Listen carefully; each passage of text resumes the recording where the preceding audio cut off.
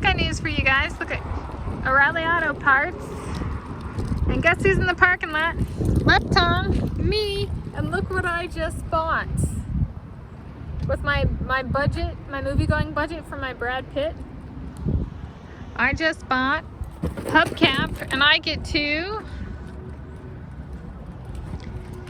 do it myself.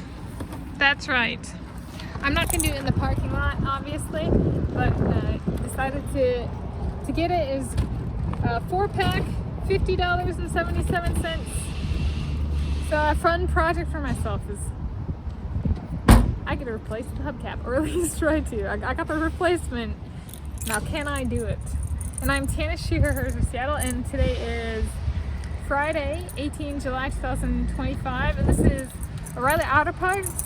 On the other side of the building, that way, is Regal Cinnabar Mountain Lake. I mean, like, yeah, for real. So, the one where I saw F1 the movie. The legacy continues. I get it, yeah, that's pretty cool.